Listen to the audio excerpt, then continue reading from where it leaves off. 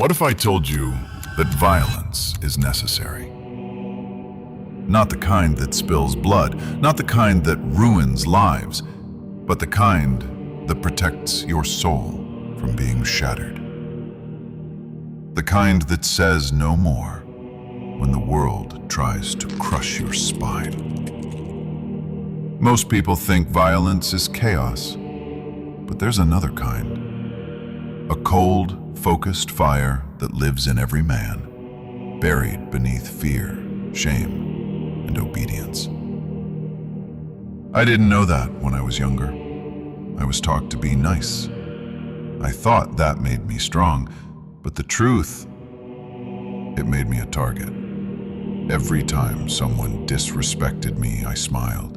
Every time they pushed me, I backed off. Not because I wanted peace, but because I was terrified. I didn't know how to confront. I didn't know how to defend myself, not even with words. I thought avoiding conflict made me a better person, but all it did was make me weaker. Most nice guys aren't nice. They're scared. They're angry. They're ashamed of how often they stay silent just to be liked. That was me. Until one day I asked my father a question that changed everything. "Dad, there's a guy at school who keeps harassing me. What should I do?" He looked at me, calm but firm, and said something I'll never forget. "You must defend yourself. This is your war, and every time you let fear win, you lose another battle." He wasn't telling me to hurt anyone. He was telling me to stop betraying myself. That day I realized something brutal. No one is coming to save you.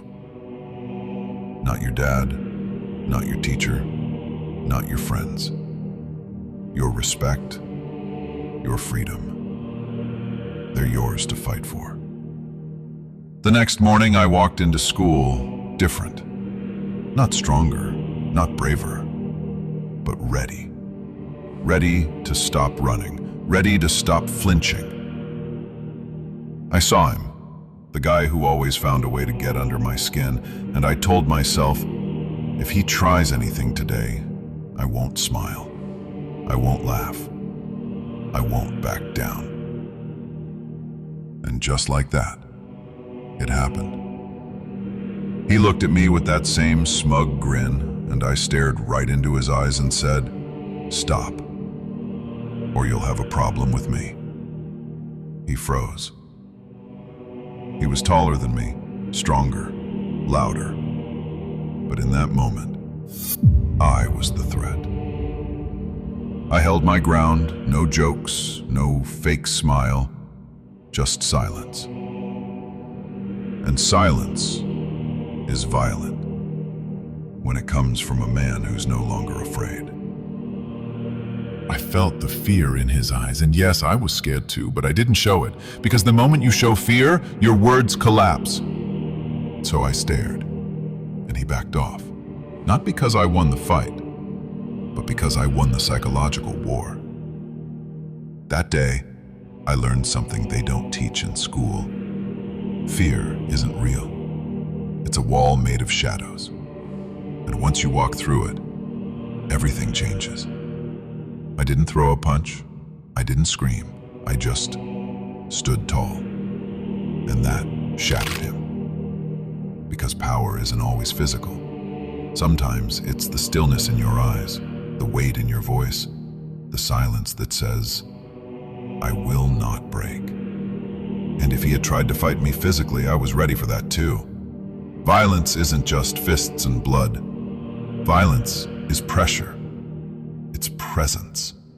It's a form of communication, one the world understands deeply.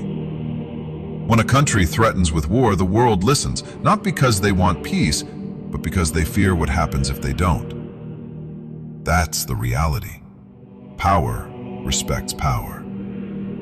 And that's what I started to build. Not to hurt others, but to make sure no one could ever make me feel helpless again. You don't need to be dangerous to be respected, but you do need to be capable of danger. I started training, not just in the gym, but in life. Discipline became my weapon. I woke up early. I trained even when I was tired. I ate clean when my cravings begged for trash. Because every rep, every meal, every book I read was me declaring war on my weakness. I read about Stoicism. I studied warriors. I practiced silence. And every day I ask myself, am I stronger than yesterday? Not just in muscle, but in will, in presence. Most men lose long before they step into a fight, not because they're weak, but because they've been taught to be harmless. Harmless is not the same as good. A dog with no teeth isn't noble. It's just defenseless. They tell you to be nice, to be soft, to never raise your voice. But deep down you know the truth. You're not respected. You're tolerated. And every time you let fear silence you, you kill a part of yourself. That's what I was doing for years, dying quietly. A Stoic man doesn't seek conflict, but he never runs from it. He knows that avoiding confrontation doesn't bring peace, it just delays war. The world doesn't need more passive men. It needs men who can stand tall in the storm, men who speak calmly but carry the ability to destroy if absolutely necessary. Violence, when guided by wisdom, becomes justice. It's not rage, it's not revenge, it's control. Power tamed by discipline. Violence isn't always visible. Sometimes it's psychological.